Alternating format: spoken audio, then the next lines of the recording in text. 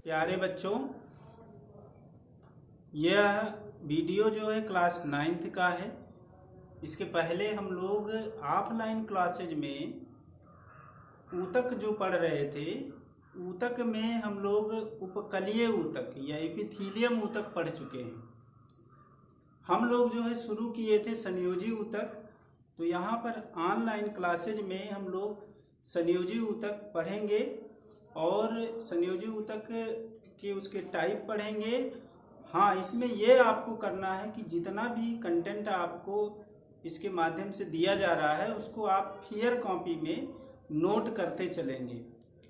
तो यहाँ पर संयोजी ऊतक में आपको बताया जा चुका है, थोड़ा सा पहले ये जान लेना है। जो संयोजी ऊतक होता है,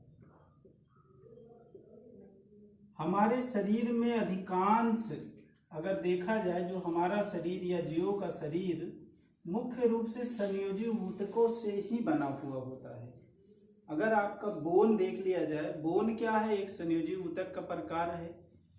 इसके अलावा रुधिर जो है, ब्लड, रक्त, खून जो होगा वो भी क्या है? संयोजी ऊतक का प्रकार है। ऐसे बहुत तरह के क्या हैं?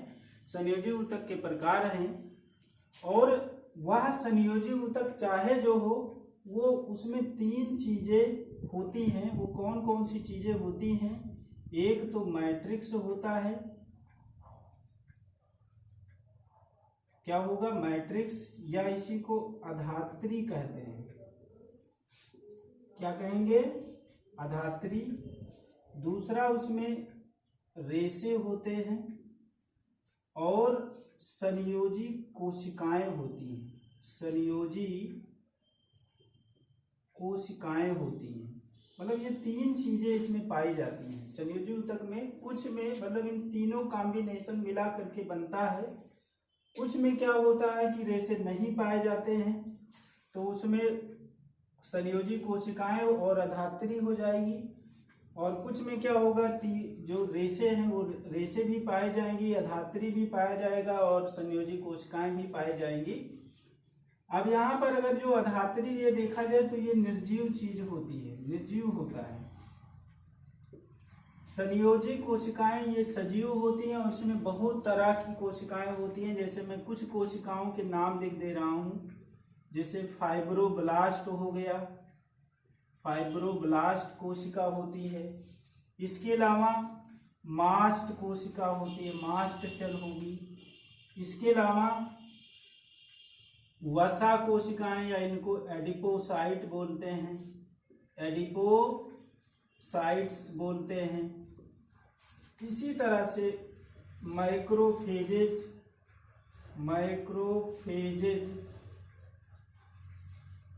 ऐसे बहुत तरह की, लगभग 18 तरह की कोशिकाएं जो होती हैं इसमें पाई जाती हैं। अगर यहाँ हम फिर रेशे की बात करें तो रेशे भी 3 तरह की होती हैं। वो रेशे कौन कौन सी होती हैं? कोलेजन रेशे या फाइबर। इसके अलावा इलास्टिन फाइबर होता है, इलास्टिन फाइबर या इलास्टिन रेशे। और एक होता है रेटिकुलेट फाइबर या रेशे। ये 3 तरह की रेशे होती हैं। मैट्रिक्स यहाँ पर अगर देखा जाए तो कुछ ऐसे संयोजी ऊतक हैं जिनका मैट्रिक्स तरल होता है। क्या होता है? तरल जैसे किसमें होगा? रुधिर जो होगा, खून जिसको बोलते हैं, उसमें जो मैट्रिक्स होता है वो तरल होता है। इसके अलावा लसिका होती है, उसका भी मैट्रिक्स क्या होता है? वो भी तरल होता है। इसीलिए ये 2 जो होते हैं इनको तरल संयोजी ऊतक कहा जाता है। क्या कहा जाता है? तरल संयोजी ऊतक बोलते हैं। आपके एग्जाम में पूछा जा सकता है कि 2 तरल संयोजी ऊतकों के नाम बताओ, तो आंसर क्या बनेगा? रुधिर और लसिका हो जाएगा, रुधिर और लसिका। इसके अलावा अगर देखा जाए तो कुछ के जो मैट्रिक्स होते हैं, अधात्री जो होते हैं, वो ठोस होते हैं। क्या होते हैं? ठोस होते हैं। जैसे अस्थि हो गया, क्या हो गया? अस्थि, अस्थि को हड्डी कहते हैं। अस्थि बच्चे के दिमाग में जल्दी नहीं आता है। अस्थि को क्या कहा जाता है? हड्डी। हड्डी से आप सभी लोग परिचित होंगे। अस्थि का जो शुद्ध हिंदी नाम है वो क्या है? मतलब अगर देखा जाए हड्डी का शुद्ध हिंदी जो होगा वो क्या है? अस्थि है। इसको अंग्रेजी में बोन कहते हैं। आपको याद रखना है हमारे शरीर में 206 हड्डियां होती हैं। कितनी हड्डियां होती हैं? 206। और दूसरी क्या होती है? उपास्थि। क्या होती है? उपास्थि। उपास्थि। इन दोनों का जो मैट्रिक्स होता है वो क्या होता है? ठोस होता है। कैसा होता है? ठोस होता है। उपास्थि अगर देखा जाए तो ये हड्डियों के जोड़ों पर, ये जो नाक है इसमें पाई जाती है, कान में ये पाई जाती हैं। तो ये उपास्थि भी क्या है? एक प्रकार का संयोजी ऊतक है। तो यहाँ पर आपको हम पहले ही एक फ्लो चार्ट दे चुके हैं जिसमें आपको उपकलीय ऊतक, संयोजी ऊतक के प्रकार, ये सभी चीजें बताई गई हैं। तो यहाँ पर अब हम जो शुरू करेंगे वो संयोजी ऊतक के प्रकार में लूज कनेक्टिव टिश्यू का शुरू करते हैं। टाइप 1। हाँ, तो इसमें हम लोग अब देखेंगे लूज कनेक्टिव टिश्यू। जैसे आपको ये बता दिए थे जो संयोजी ऊतक होता है वो 3 तरह का, विरल संयोजी ऊतक, सघन संयोजी ऊतक और विशिष्टीकृत संयोजी ऊतक, 3 तरह के बताए थे। तो सबसे पहले हम लोग लूज या विरल संयोजी ऊतक पढ़ेंगे। लूज कनेक्टिव टिश्यू या इसी को क्या बोलते हैं? विरल संयोजी ऊतक। इसमें आपको बताया जा चुका था कि ये 2 तरह का होता है। एक तो एरियोलर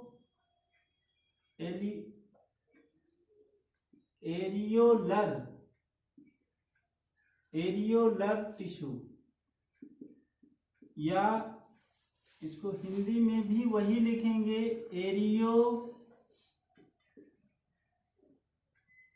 एरियोलर संयोजी ऊतक।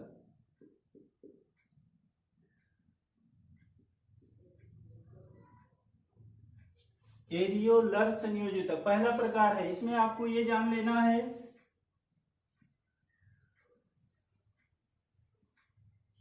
ये अगर देखा जाए तो इसका जो अधात्री और जो रेशे, इन सभी से ये मिलकर बना, इसमें फाइब्रोब्लास्ट ये सभी कोशिकाएं पाई जाती हैं। लेकिन ये जो कोशिकाएं, रेशे, ये सभी क्या होती हैं? विरल होती हैं, बहुत सघन नहीं होती हैं। और ये अगर बात किया जाए तो यह सबसे अधिक पाया जाने वाला, या इसको इंग्लिश में हम शॉर्ट में लिख सकते हैं मोस्ट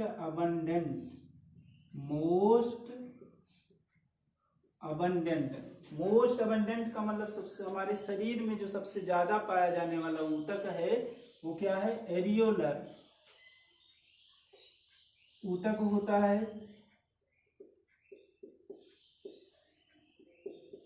और फिर अगर हम यहाँ पर देखें कि ये ऊतक हमारे शरीर के किस भाग में पाया जाता है, तो यह जो होता है यह उपकलीय ऊतक, या आप ये कह लीजिए कि त्वचा के नीचे कह लीजिए। यह क्या होता है? त्वचा के नीचे पाया जाता है। त्वचा के नीचे पाया जाता है।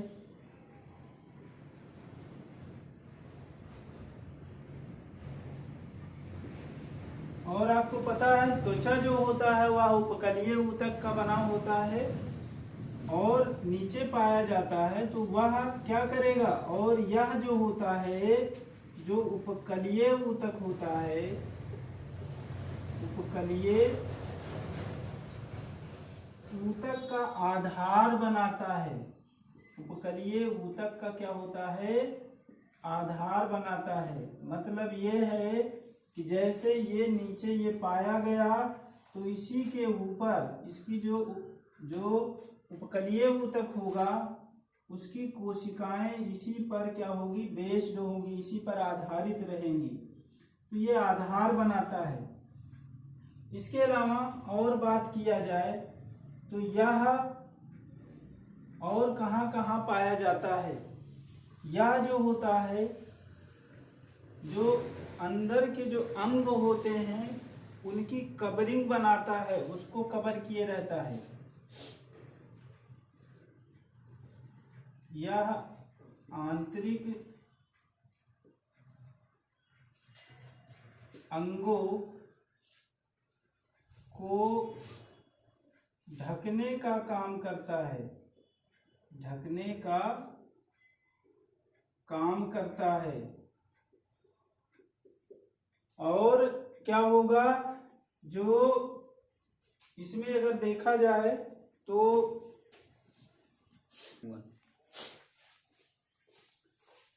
यहाँ पर हम लोग देखते हैं, क्या देखेंगे, ये आंतरिक अंगों।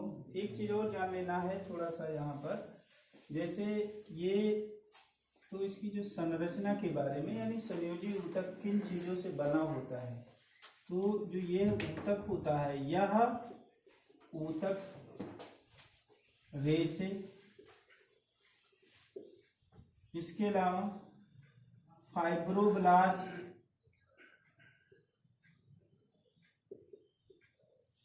फाइब्रोब्लास्ट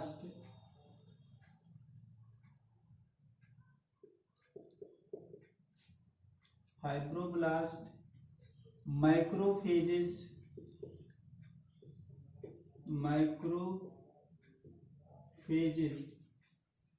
आदि कोशिकाओं से, आदि से मिलकर बना होता है। आदि से मिलकर बना होता है, ये चीजें मिलकर बनाती हैं। अगर यहाँ पर हम देखें तो ये आंतरिक अंगों को ढकने का काम करता है। इसके अलावा यह जो श्लेष्मा कला होती है, श्लेष्मा कला को ढकती है, श्लेष्मा कला, तथा आंतरिक अंगों को भरने का काम करती है, को भरने का काम करती है, का काम करती है। तो ये हो जाएगा। इसके बाद इसका जो फिगर है आपके बुक में दिया गया है, वो फिगर जो है एल्वियोलर टिश्यू का कंप्लीट कर लेंगे और फिर हम शुरू करेंगे एडिपोज टिश्यू। एडिपोज टिश्यू अब देखेंगे हम लोग। इसका सेकेंड टाइप जो है एडिपोज टिश्यू, या इसकी हिंदी मीनिंग होती है वसामय ऊतक, वसामय ऊतक। वसामय ऊतक क्या होता है ये जान लेना है। अगर यहाँ पर हम बात करें तो यह ऊतक जो होगा, यह ऊतक किससे बना होता है, तो यह ऊतक मुख्यतः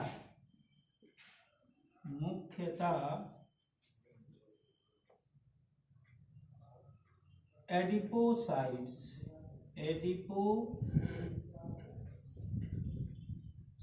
या इसको हम कह सकते हैं वसा कोशिकाएं, वसा कोशिकाओं। मुख्यतः तो क्या होगा, वसा कोशिकाएं होगी। इसके अलावा फाइब्रोब्लास्ट होता है, फाइब्रोब्लास्ट,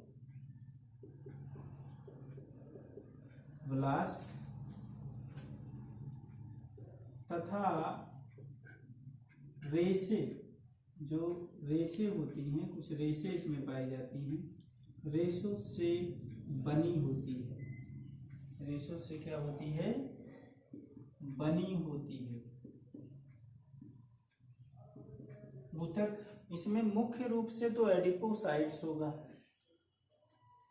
उसके बाद इसमें फाइब्रोब्लास्ट कोशिकाएं भी पाई जाती हैं और कुछ रेशे पाई जाती हैं, उनसे ये बना हुआ होता है। अब अगर हम यहाँ बात करें कि ये पाया कहाँ जाता है, इसका अकरेंस क्या है, हमारे बॉडी में कहाँ मिलता है, तो यह जो होता है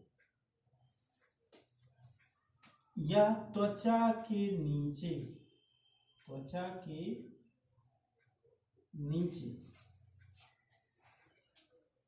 या त्वचा के नीचे आंतरिक अंगों, आंतरिक जो अंग होते हैं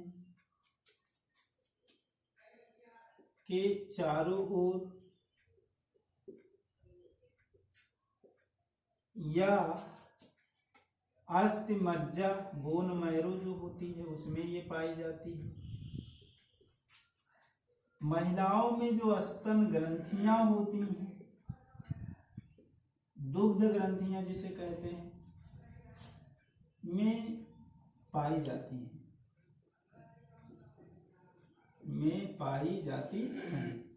तो यहाँ पर ये आपको क्लियर हुआ कि जो एडिपोज टिश्यू है, वसामय ऊतक है, वो कहाँ पाई जाती है, तो त्वचा के नीचे, आंतरिक अंगों के चारों ओर, अस्थिमज्जा में और स्तन ग्रंथियों में ये ऊतक पाया जाता है।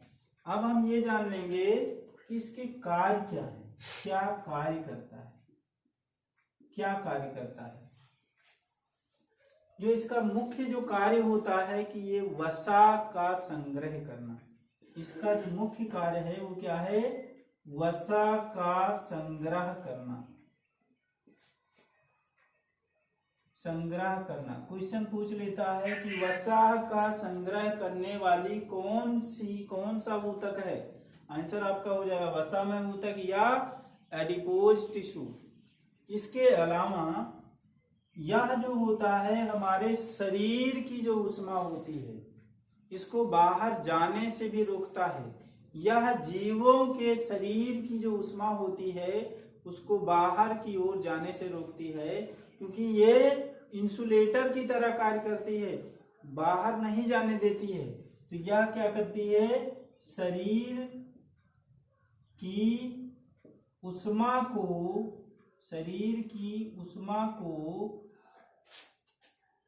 बाहर जाने से रोकना, बाहर जाने से रोकना।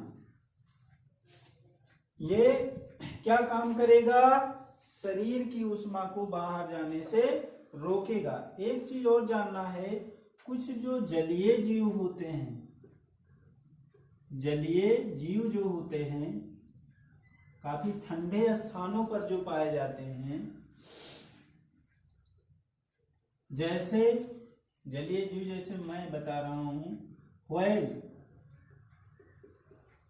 सील, ये जीव जो होते हैं इनमें त्वचा के नीचे वसा की मोटी परत होती है। क्या होती है, त्वचा के नीचे वसा की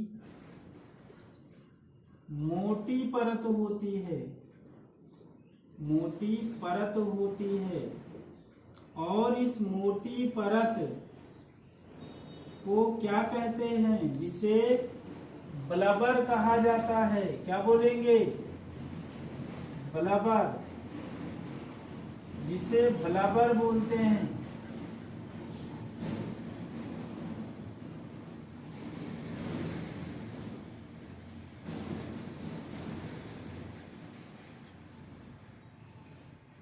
ब्लबर कहते हैं।